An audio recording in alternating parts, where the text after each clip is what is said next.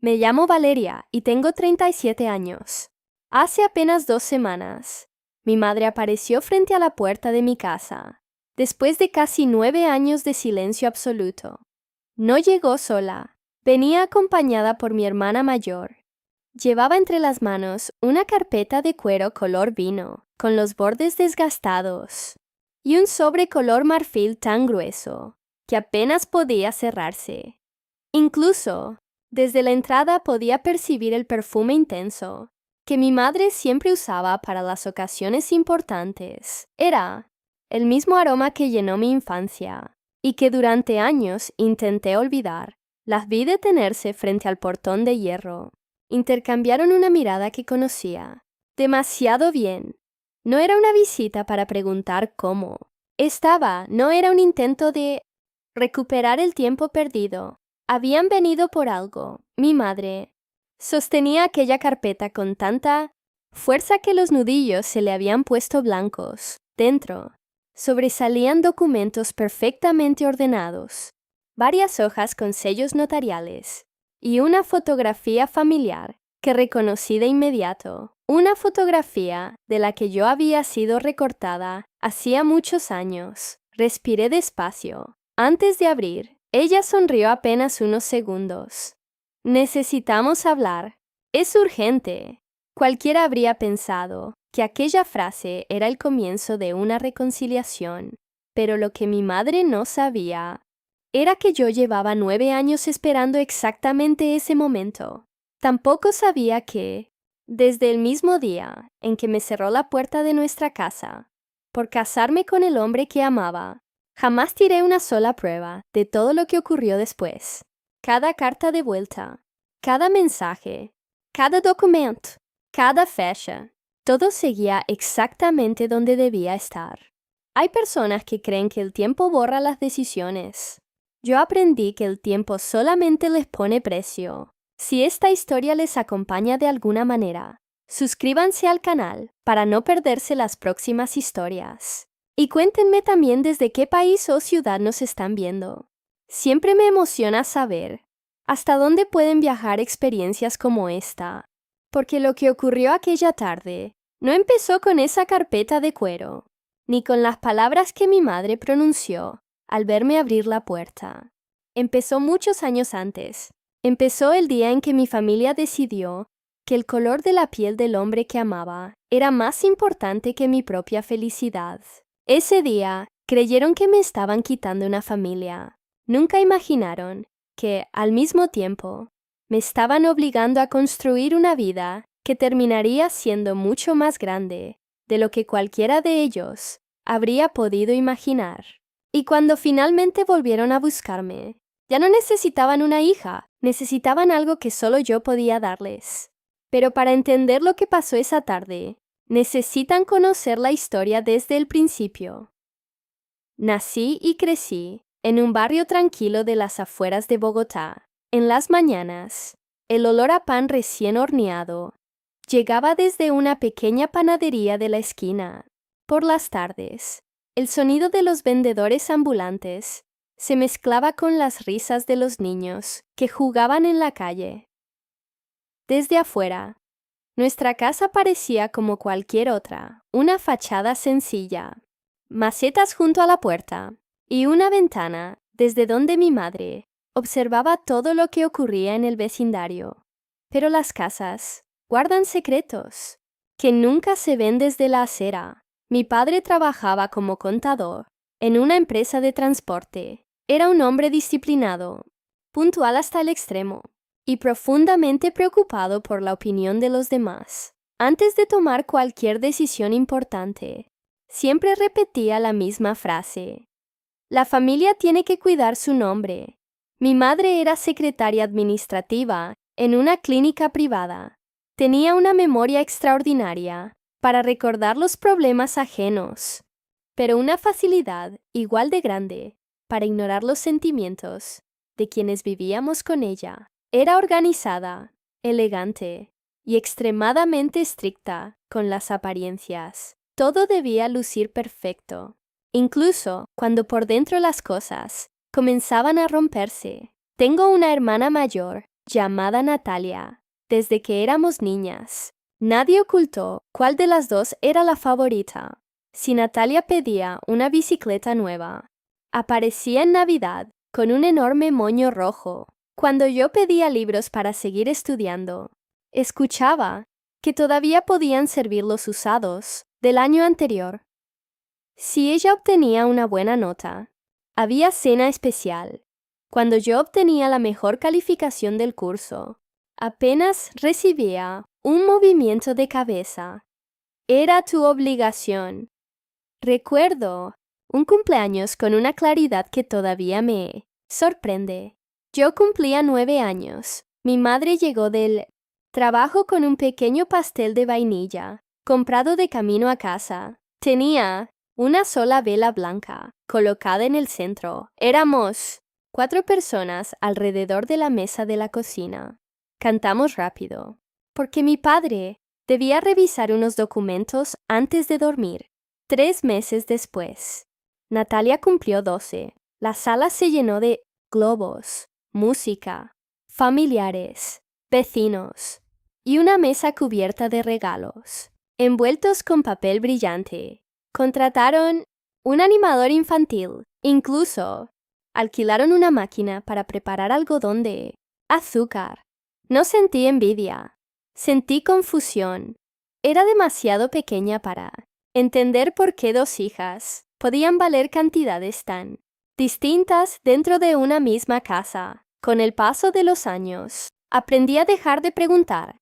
Descubrí que algunas respuestas nunca llegan y otras duelen demasiado cuando finalmente aparecen.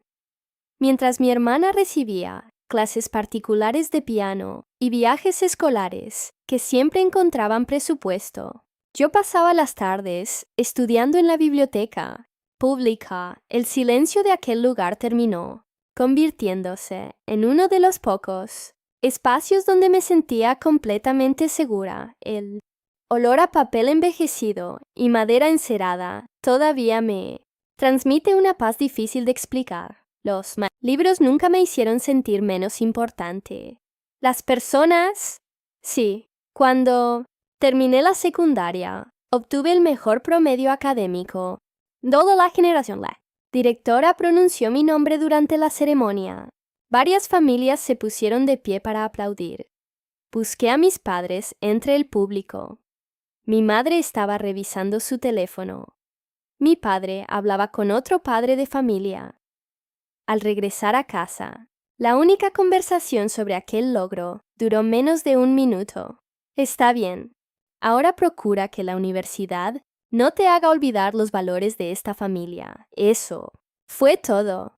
Ni una fotografía, ni un abrazo, ni siquiera el diploma permaneció mucho tiempo en la pared. Semanas después desapareció. Nunca. Pregunté dónde había terminado. Había aprendido que insistir solo conseguía empeorar las cosas. Durante la universidad comencé a trabajar medio tiempo para pagar parte de mis gastos. Atendía una pequeña librería cerca del campus. No ganaba mucho dinero, pero por primera vez podía comprar algo sin pedir permiso a nadie. Mi primer sueldo fue suficiente para invitar a mis padres a cenar. Mi madre rechazó la invitación porque Natalia necesitaba ayuda para elegir unos muebles nuevos para su apartamento. Recuerdo haber guardado aquella reserva del restaurante en un cajón. Era una mesa para 4. Punto nunca fue utilizada. Con los años entendí algo que entonces todavía me costaba aceptar.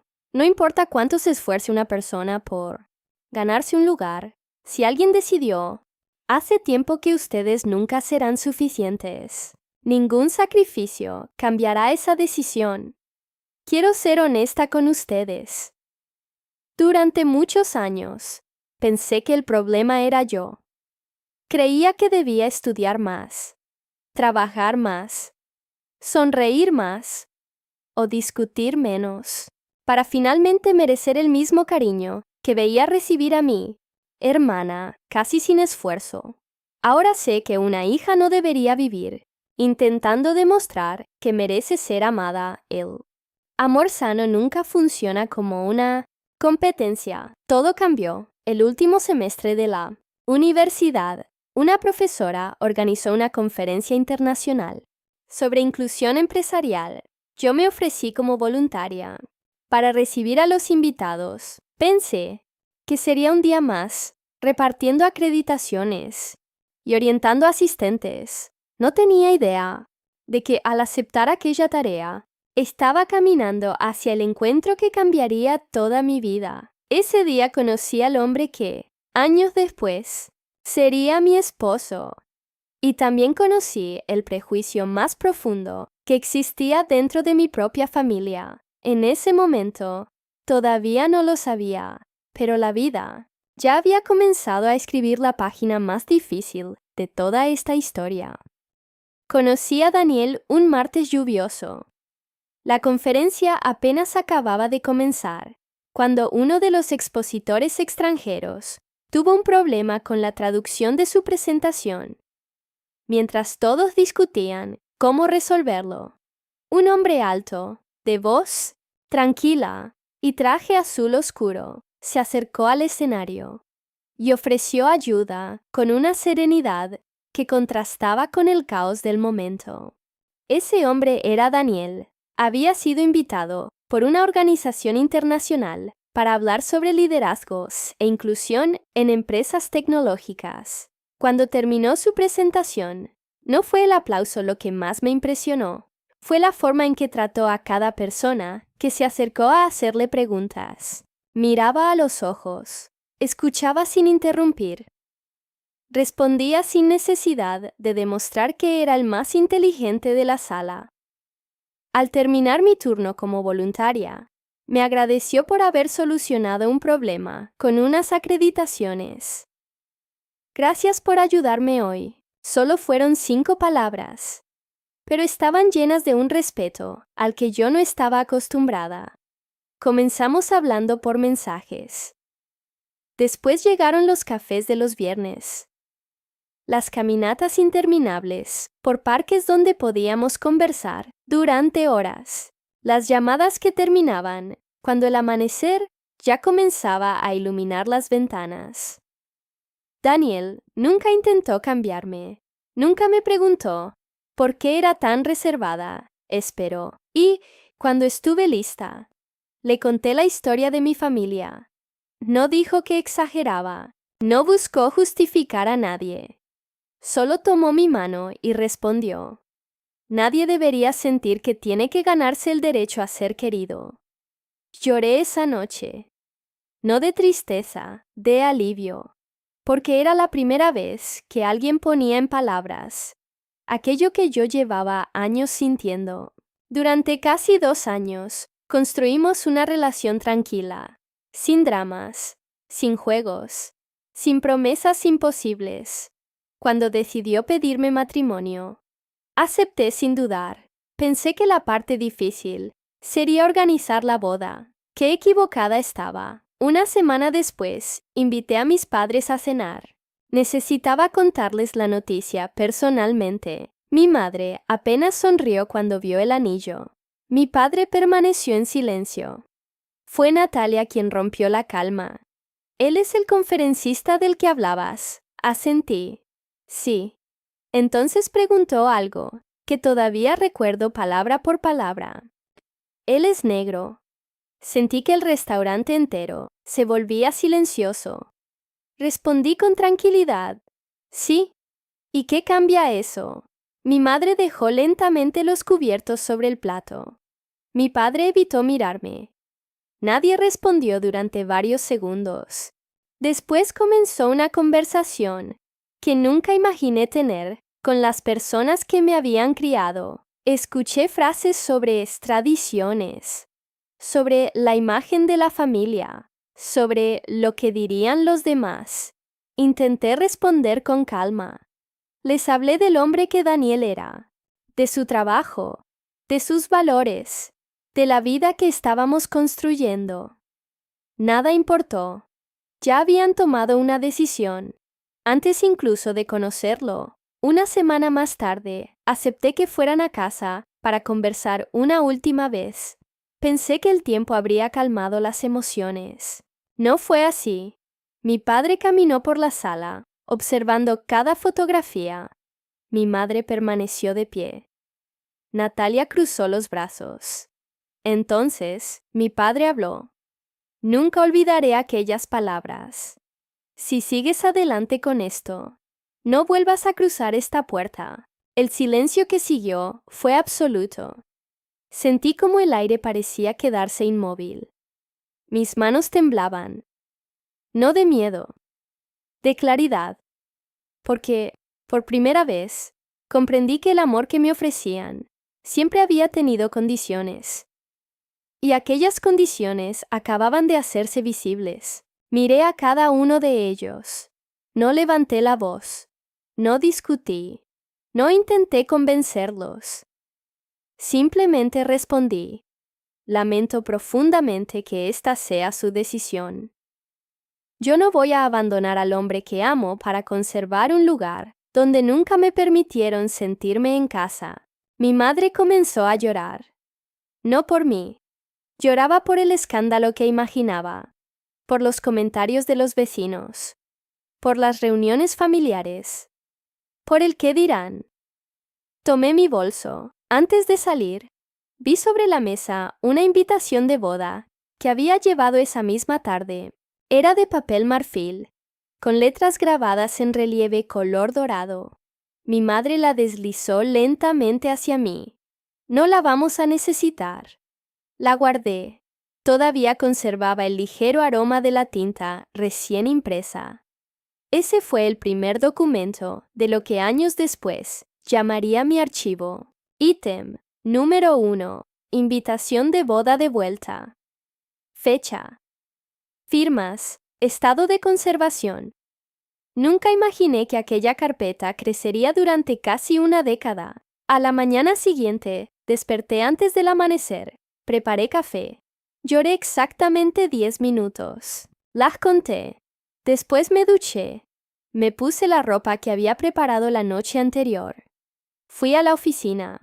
Durante la hora del almuerzo, llamé al salón donde celebraríamos la boda para confirmar que nada cambiaría. Después confirmé el servicio de fotografía, la música, las flores. Y finalmente llamé a Daniel. Cuando escuchó mi voz, preguntó, ¿estás segura? Sonreí. Más que nunca. Nos casamos 2 meses después. No fue la boda grande que alguna vez imaginé. Había sillas vacías, donde debían haber estado mis padres. Mi hermana nunca respondió la invitación. Algunos familiares cancelaron la misma semana. Otros enviaron mensajes diciendo que preferían mantenerse al margen. Pero también hubo personas que apenas nos conocían y viajaron horas para acompañarnos. Cuando caminé hacia el altar, entendí algo que cambiaría mi vida para siempre. La sangre puede formar una familia, pero el amor es quien decide si esa familia permanece unida. Esa tarde, pensé que había perdido casi todo. Lo que todavía no sabía era que, en realidad, acababa de recuperar algo mucho más importante, mi libertad. Y mientras mi familia cerraba definitivamente la puerta detrás de mí, otra comenzaba a abrirse en silencio, sin exigencias, sin condiciones y sin miedo. No podía imaginar que pasarían 9 años antes de volver a verlos. Pero cuando ese día finalmente llegara, nada ocurriría como ellos habían planeado. El día después de nuestra boda, desperté esperando sentir un vacío imposible de llenar. En cambio, encontré silencio. Y por primera vez en muchos años, ese silencio no dolía.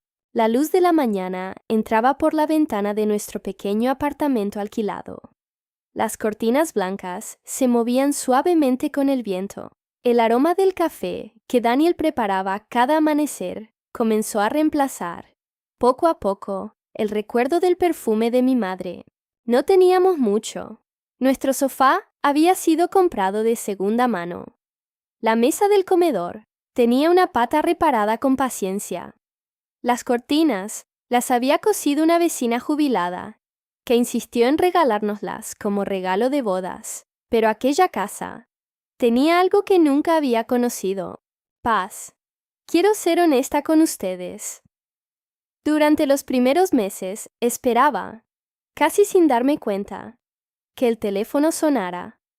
Imaginaba que mi madre llamaría. Pensaba que mi padre aparecería, diciendo que todo había sido un error. Incluso soñaba que Natalia tocaría la puerta con un abrazo. Nada ocurrió.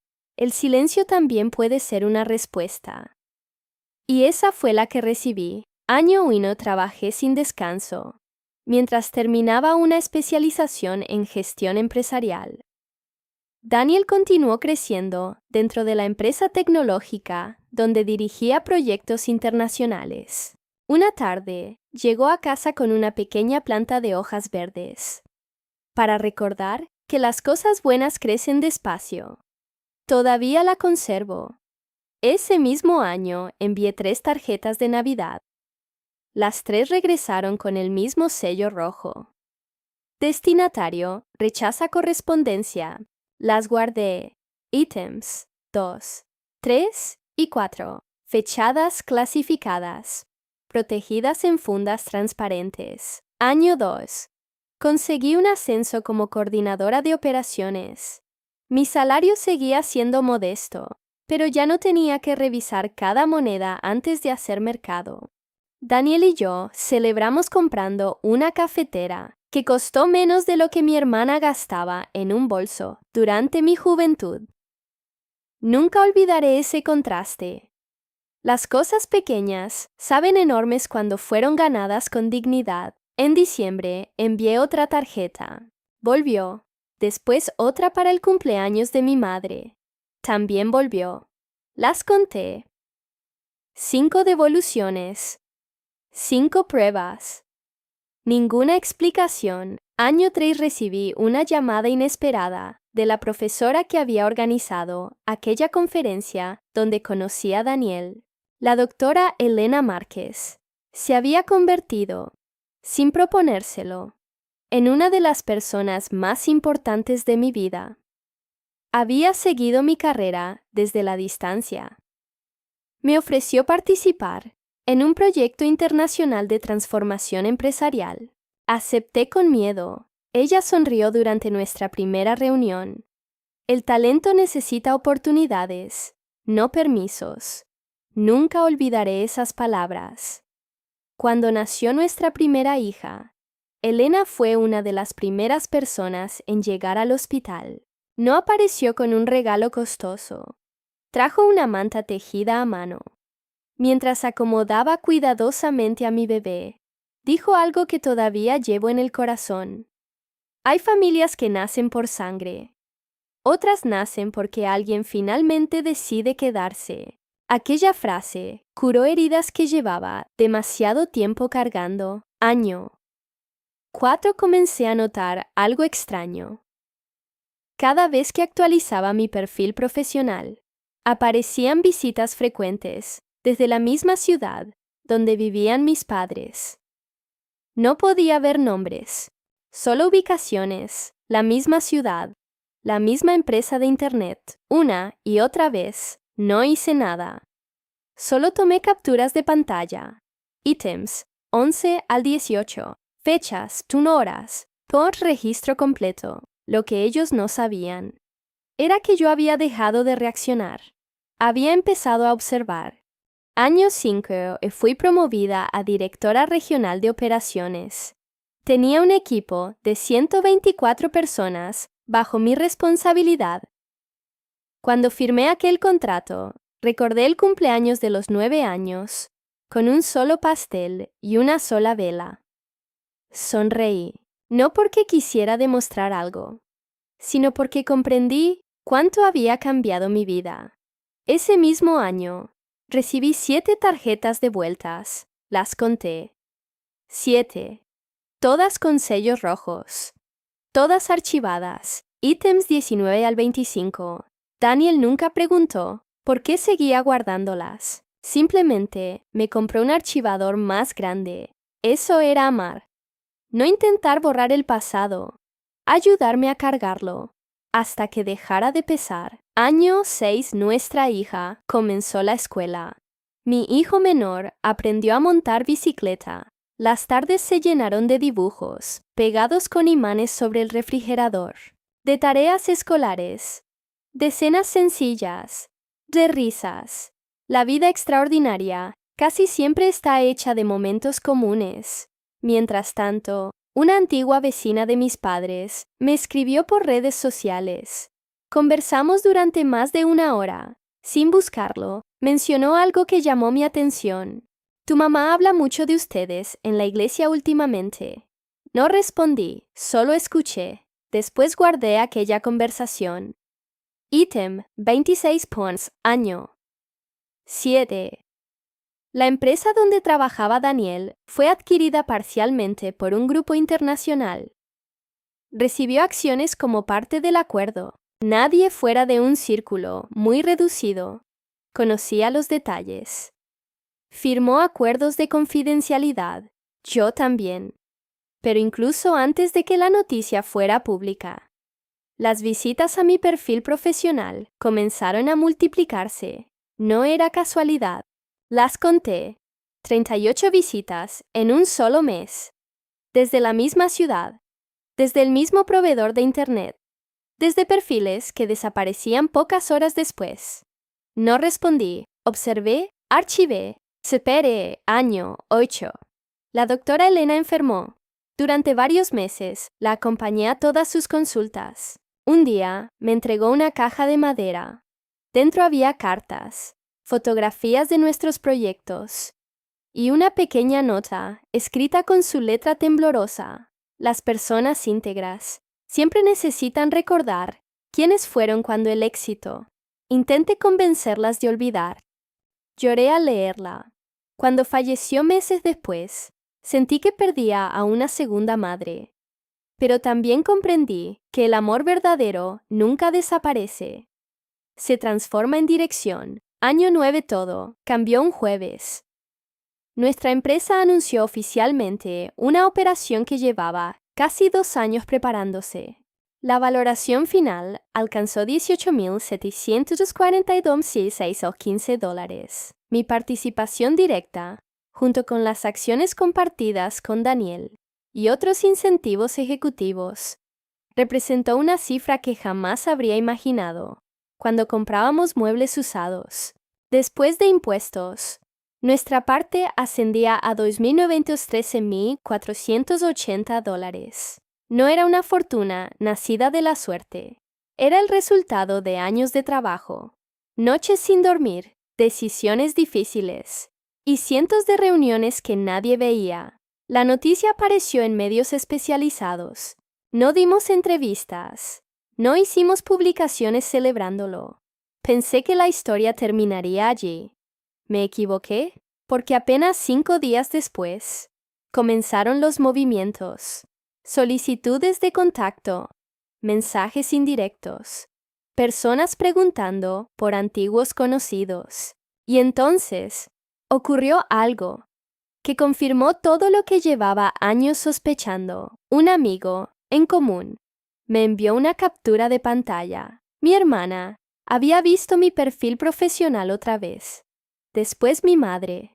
Después un primo, con el que no hablaba desde la boda. Lo que no sabían era que yo ya no necesitaba adivinar sus intenciones. Los hechos empezaban a hablar por ellos. Y cuando finalmente llegó el primer mensaje directo, comprendí que el verdadero conflicto nunca había terminado. Solo había estado esperando el momento más conveniente para ellos. Si esta historia les está recordando alguna experiencia propia, suscríbanse al canal y cuéntenme en los comentarios una sola cosa. ¿Ustedes creen que el tiempo cambia a las personas? ¿O solo revela quiénes siempre fueron? Porque el mensaje que recibí al día siguiente parecía amable, pero escondía una ausencia que decía mucho más que todas las palabras escritas. Y fue en ese instante cuando comprendí que la visita de mi madre ya estaba en camino. El primer mensaje llegó un lunes a las 8:17 de la mañana. Yo acababa de dejar a mis hijos en la escuela. El cielo estaba cubierto por nubes grises. El aire olía a tierra húmeda después de una lluvia breve. Mientras esperaba que cambiara un semáforo, el teléfono vibró. El nombre en la pantalla hizo que el tiempo pareciera detenerse. Natalia, 9 años. 9 años sin una llamada. 9 años sin un cumpleaños. 9 años sin preguntar si seguía viva. Abrí el mensaje. Hola Valeria. Espero que estés muy bien. Hace tiempo que he pensado mucho en ustedes. Mamá también. Creemos que ya es hora de dejar el pasado atrás. La familia siempre será la familia. ¿Podríamos reunirnos esta semana para conversar con tranquilidad? Estoy segura de que todos hemos madurado. Lo leí una segunda vez. Después una tercera. Eran 63 palabras cuidadosamente elegidas. Las conté. Ni una sola decía, lo siento. Ni una sola preguntaba, ¿cómo estaban Daniel o nuestros hijos? Ni una sola reconocía lo que ocurrió el día que me expulsaron de la familia. Guardé una captura de pantalla. Ítem 41. No respondí. Quiero ser honesta con ustedes. Hace años habría sentido la necesidad de contestar de inmediato. Habría buscado las palabras perfectas para evitar otro conflicto. Pero 9 años cambian muchas cosas. El silencio, cuando nace de la paz y no del miedo, también puede ser una respuesta. 2 horas después, llegó otro mensaje, esta vez de mi madre. Era más corto, más frío, más calculado. Necesitamos hablar de un asunto familiar importante. Nada más. No preguntó por mis hijos. No mencionó mi matrimonio. No escribió mi nombre con cariño. Solo necesitaban hablar. Guardé otra captura. Ítem 42. Aquella misma tarde, recibí una llamada de Andrés, un antiguo compañero de universidad, que ahora trabajaba en una firma de análisis corporativo.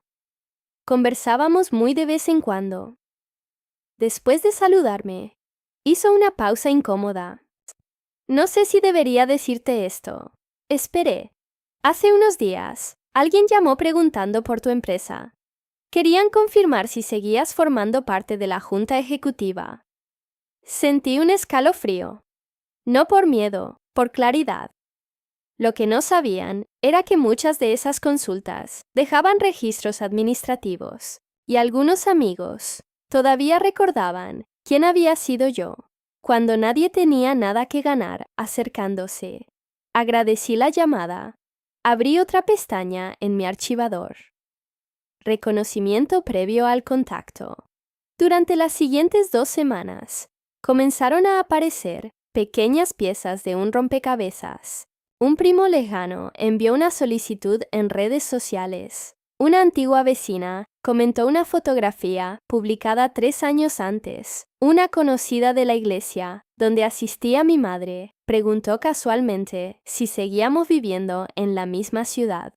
Demasiadas coincidencias. Las conté. 12 contactos indirectos, en 16 días, todos relacionados entre sí. Todo quedó archivado. Mi abogado también recibió una llamada. No buscaban asesoría, buscaban información. Afortunadamente, la confidencialidad profesional hizo exactamente lo que debía hacer. No obtuvieron nada. Una semana después, una amiga que todavía mantenía contacto con algunos familiares me invitó a tomar café.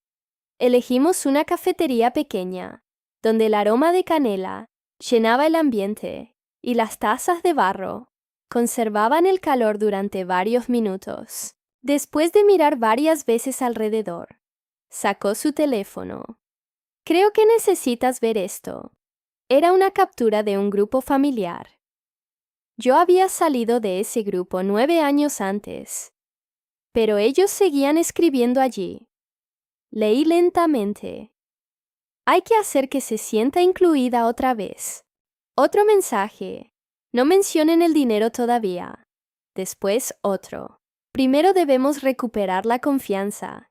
Y finalmente uno que me dejó inmóvil. Si Daniel no participa en la conversación, será mucho más fácil convencerla. No lloré, no grité, no me moví, solo seguí leyendo. Aquellas personas no estaban organizando una reconciliación. Estaban diseñando una estrategia. Mi amiga me observó en silencio. Pensé que debía saberlo. Le tomé la mano. Gracias por confiar en mí. Aquella conversación terminó convertida en los ítems 43 al 49. Fechas. Capturas. Origen de la información. Notas verificadas. Cada documento ocupó su lugar. No porque quisiera vengarme, sino porque los hechos merecen memoria. Daniel encontró el archivador abierto aquella noche. Pesaba varios kilos. 9 años de papel pueden convertirse en algo sorprendentemente pesado. Pasó la mano por la tapa azul marino. ¿Estás segura de que quieres seguir guardando todo esto? Lo miré. Ya no lo guardo por el pasado. Lo guardo por el futuro. Él entendió sin hacer más preguntas. Ese siempre había sido uno de sus mayores regalos. Respetar mis silencios. Mientras tanto, comenzaron a llegar las verdaderas solicitudes. Mi madre quería reunirse para hablar de una oportunidad. Natalia proponía volver a ser hermanas. Un tío al que no veía desde la boda escribió diciendo que las diferencias familiares nunca deberían mezclarse con los negocios. Los negocios. Ahí estaba la palabra que llevaba semanas esperando. Lo que no sabían era que yo ya había preparado todo mucho antes. Meses antes de que apareciera el primer mensaje, un asesor patrimonial nos recomendó reorganizar completamente nuestros activos. Creamos fideicomisos. Protegimos las participaciones empresariales. Actualizamos testamentos. Designamos tutores legales para nuestros hijos. Y dejamos instrucciones notariales extraordinariamente específicas. No porque esperáramos un conflicto, porque las personas prudentes preparan la tranquilidad antes de necesitarla. También pedí a mi abogado elaborar un resumen financiero. No para negociar, para entender exactamente qué podían intentar reclamar. Hicimos una lista. Las posibles peticiones familiares ascendían aproximadamente a pago inmediato de una deuda hipotecaria, $735. Capital para el supuesto negocio de Natalia, $276,480. Gastos médicos acumulados de mis padres, $91,364. Remodelación de la casa familiar, $58,915. Un fondo universitario para un sobrino con el que nunca tuve relación, $47,820. Las cifras no eran redondas. Eso me llamó la atención. Alguien había hecho cálculos muy precisos. Mi abogado cerró la carpeta. No sabemos si pedirán exactamente esto. Lo sé. Entonces, ¿por qué prepararlo? Respiré despacio, porque la experiencia me había enseñado algo muy simple. Las conversaciones difíciles nunca comienzan el día de la reunión. Comienzan mucho antes. En los mensajes, en las preguntas, en los silencios, en todo aquello que parece pequeño, hasta que finalmente encaja. 3 días después, llegó la invitación definitiva. Mi madre quería verme el sábado siguiente, en un salón privado del centro comunitario, donde celebraban las reuniones familiares desde hacía décadas. No sería un encuentro íntimo. Habría testigos, exactamente como ellos deseaban. Sonreí al leer el mensaje, porque, por primera vez en muchos años, yo también quería que hubiera testigos, solo que por razones muy distintas. Ellos creían que iban a convencerme. Lo que no sabían era que cada documento Cada fecha, cada carta de vuelta y cada palabra escrita durante 9 años ya estaba perfectamente ordenada dentro de un archivador que esperaba, en silencio, el momento de ser abierto. Importante. Si el título o la historia incluyen como conflicto principal una característica protegida, como raza, etnia, nacionalidad, religión u otra similar, adapta automáticamente ese elemento a un conflicto equivalente que no involucre una característica protegida, por ejemplo, diferencia de clase social, pobreza, profesión, origen económico o desacuerdo familiar. Mantén intactos el tono, la estructura, los personajes, el arco emocional, el ritmo narrativo, los giros, el archivo de pruebas, la justicia pública y todos los demás elementos de la historia. No interrumpas la escritura para explicar el cambio, ni pidas confirmación.